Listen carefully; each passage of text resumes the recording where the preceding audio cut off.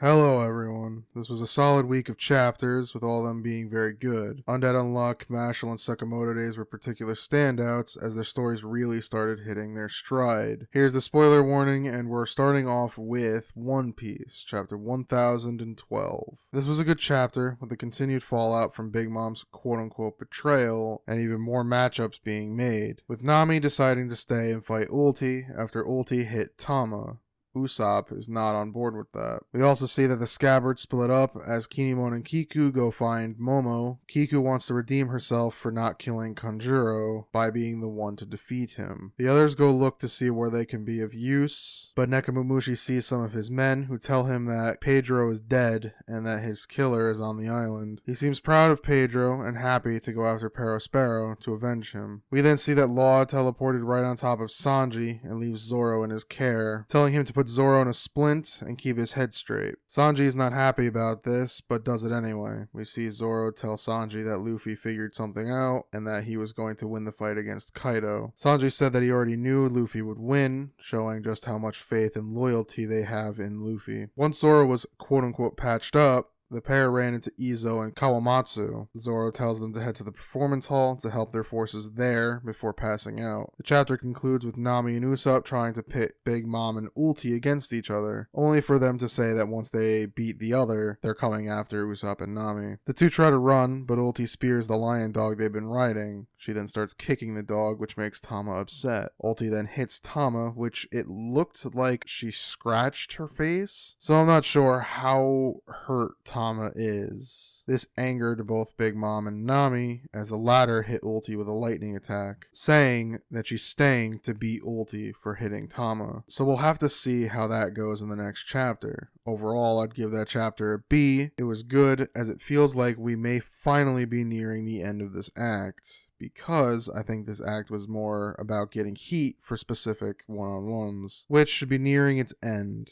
I think. There are only a few that don't have matchups left, which in the next few chapters, they will get their matchups, I'm assuming. We also still have the island floating towards the flower capital. Now, my guess is that either Luffy beats Kaido before they get there, having the island fall short of the capital, saving everyone, or their fight doesn't finish, and Kaido drops the island on the flower capital, destroying the city and leading to a more personal battle. We'll see if I'm right on this prediction. I probably won't be, but it's fun to throw them out there every so often. So now we're on to Black Clover, chapter 292. This was a good chapter, with us learning how Magna made his new spell, and a bit more about Zora. We learn more about how the arrays work, as Zora explains it to Magna, saying that because their magic is so small, the runes stay around so they can make them really complicated, unlike the ones the Heart Kingdom makes. It shows Magna studying and learning how to make the runes. He struggles at first, before having an epiphany, which leads to the creation of his Soul Chain Deathmatch spell. It took him 6 months to make the runes on himself, and once it's used, he can't do it again until he remakes it later. So this battle with Dante is quite literally his one shot to make a difference in this war. According to Zora, the spell literally links their soul, so anyone who interferes will kill either or both Magna and Dante. We see them fight evenly, as the spell perfectly splits their magic, heavily favoring Magna in this scenario. They start boxing each other, with Magna getting the last hit, taking the advantage for the moment. Dante kept being able to heal himself, so we'll see how much damage Magna is able to actually put on him. Overall, I give that chapter a B. It was good seeing more of how the magic in this world works. As with Zora's array method, even peasants have a chance to fight. This fight's pretty fun to have Dante and Magna being completely even, fighting toe-to-toe. Is a good way of having Dante lose twice, as it's closer to saying that he beat himself, as it's 90%, 99% his magic hurting him. There's no chapter next week,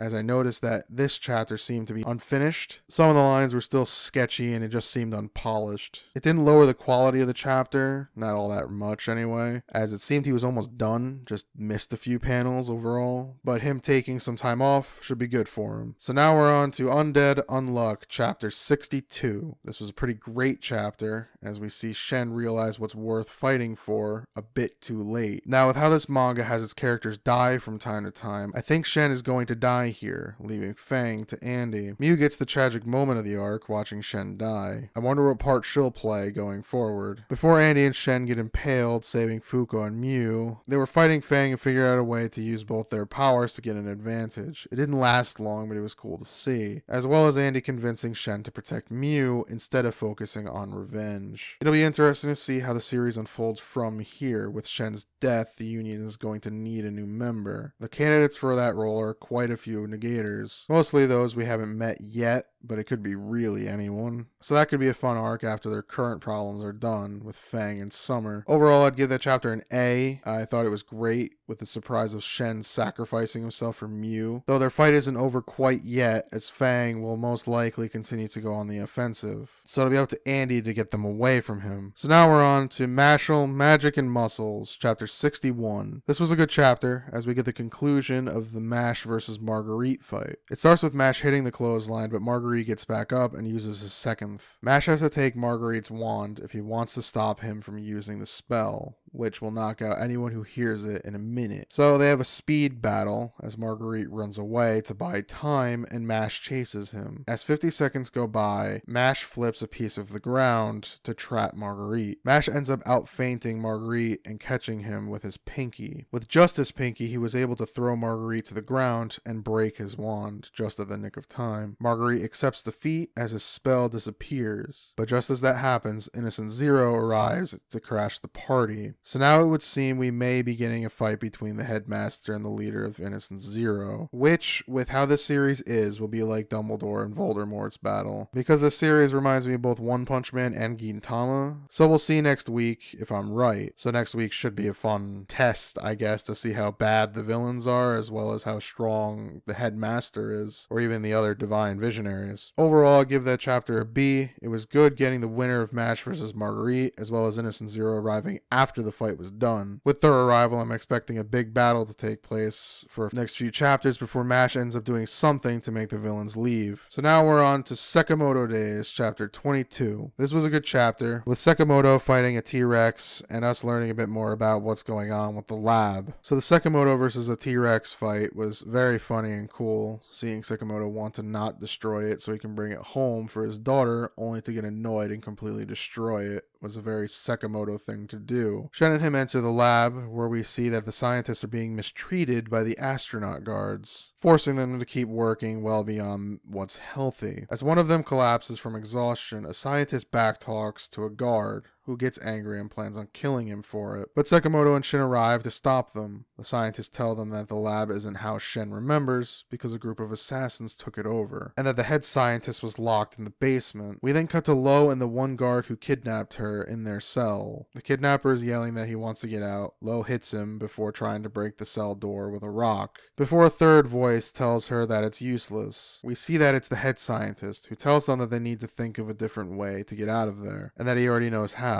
He became very good at picking locks. He then offers to break out of the cell with them. So that should be fun, seeing a capable guy in this scientist who can help Lo while Sakamoto and Shen make their way to her. Overall, I'd give that chapter a B. It was good seeing Sakamoto beat up a dinosaur, and seeing a new helpful character was refreshing. How far they go once they break out of their cell is anyone's guess, but with how there's some interesting villains lurking around the lab, it'll make the whole arc a bit tense. So now we're on to ITLC, chapter 14. This was a fun chapter as it gears up for Mare's next heist. The chapter starts with the guy we met at the end of the last chapter, who according to Riza will help them catch Mare, but he initially refuses. He has a thing for cutting things in half, and Riza's bangs are split right down the middle. She tries to convince him first with her bangs, but after seeing it so many times, he's been immune to it. So she pulls out her trump card, and that was Sekon. She explains that his name means left, and that he is a twin. They then whisper about something, and he ends up agreeing to help her. We then see Sekon back at the police department, when Homura comes by to help him out. We then see that Sekon was trying to find out why Mare was improving a specific artist's work, but couldn't find anything. We then see that Ukon, Sekon's brother, asked Homura to watch out for Sekon in case anything happened to him. She then thinks she has no place in Sekon's life, when Riza appears looking disheveled. She then takes a nap after having set up her plans. It then cuts to the night of the raid, where Mare decides to make a game out of this heist and play hide and seek first. Mare then wonders if Riza's around and seemingly wants to see her. The chapter ends with Mare sitting on some venting on a roof with Riza right underneath her, which was actually very funny to see. Overall, I give that chapter a B. It was good seeing some of the build up to what's going to happen in the next few chapters. The story feels like Yu-Gi-Oh! In that there will probably be fake out surprises often and different bluffing to make us and the characters believe whatever the bluff is, like psyching each other out. So we won't know how both Riza and Mare set up all 957 traps beforehand until they go off. It'll still be fun to watch as every one of their plans are successful, only to be thwarted and counter-planned. So that's all the chapters. It was a pretty good week overall, with everything being consistently good. Undead Unluck was a real standout, with Mash and Sakamoto Days being a bit stronger this week as a whole. Next week with no Black Clover, it should be interesting to see if some of the newer quote-unquote series can continue to gain ground, or if One Piece just as excellent as it almost always is. So if you enjoyed this video, please leave a like, and as always, thank you for watching.